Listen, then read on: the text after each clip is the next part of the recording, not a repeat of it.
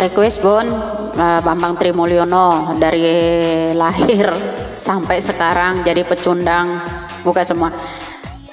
Begini ya, Bambang Trimulyono itu orang terdekatnya Fadlizon. Dulu kalian ingat kembali pada saat Fadlizon ada wawancara dengan Kik Andi, dia tidak sengaja keceplosan bahwa dia sedang menulis buku.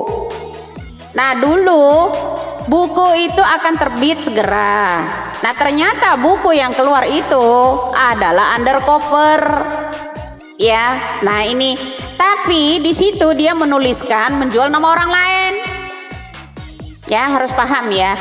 Nah, kemudian saya sarankan lagi kepada rakyat Indonesia ini berpikir cerdas agar tidak terulang lagi kasus huru-hara propaganda.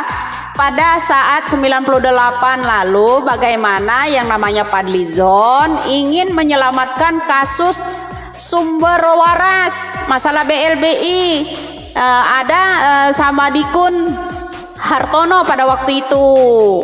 Ini orang Gerindra ini hebat, makanya saya tuh khawatir kenapa kalau Prabowo jadi, dia akan memakai strategi kelima. Rampoklah tetanggamu di saat dia kebakaran, ambillah hartanya di saat tetanggamu sedang kebakaran. Strategi apa lagi yang akan dipakai ante-ante Orba ini, bro? Hello, harus sadar kalian semua. Propaganda masalah isu ijazah palsu ini, ada orang-orang Orba di balik ini. Agar kenapa? Karena ada seseorang ingin menyelamatkan diri.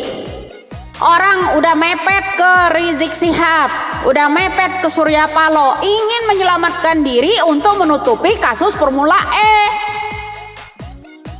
Ini loh, sama persis dengan kasus sumber waras BLBI pada tahun 98 lalu. Orang ini yang berperan. Lah enak kalau Bambang Trimulyono gak punya bini, hidupnya dijamin walaupun di penjara, dia masih bebas. Siapa yang tahu pada saat kalau masih hakim agungnya masih orang-orang SBY dulu, kalau Bambang Tri itu di penjaranya itu benar-benar dijeruji, gak ada yang lihat kan.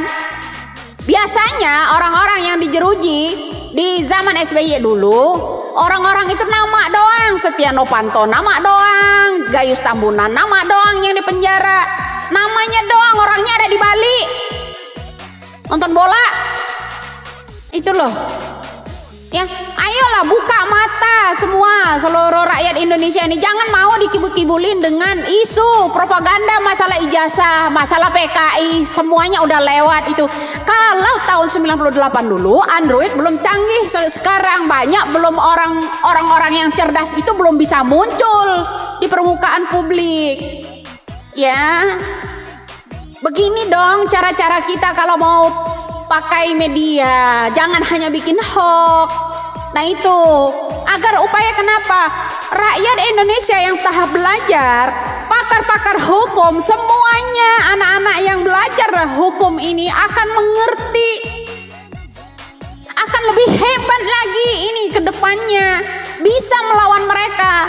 Jangan dibuat gaduh melulu soal-soal PKI, undercover, itu karangan-karangan mereka. Saya juga bisa mengarang, ya kan? Saya juga bisa mengarang. Yang namanya tulisan buku itu saya juga bisa mengalang. Mau saya tulis berbahasa Arab kah, English kah, Spanyol kah, Indonesia kah, bisa. Itu namanya karangan. Apalagi karangan undercover, isinya semuanya kebencian. Saya juga bisa menuliskan itu, sejarah SBY, sejarah Soeharto, bisa kita. Ya, untuk dibaluti orang-orang yang model-model begini, fotoin, ya, bikin propaganda seribut mungkin Indonesia ini. Seperti itu menyamai kasus-kasus 98 masalah sumber waras BLBI, melibatkan Fadlizon juga di situnya. Harus paham, harus jelas, Indonesia melek. Jangan mau kita dibuat seperti ini melulu, dibuat gaduh melulu. Orang-orang Fadlizon di belakangnya. Hati-hati jadi pemimpin.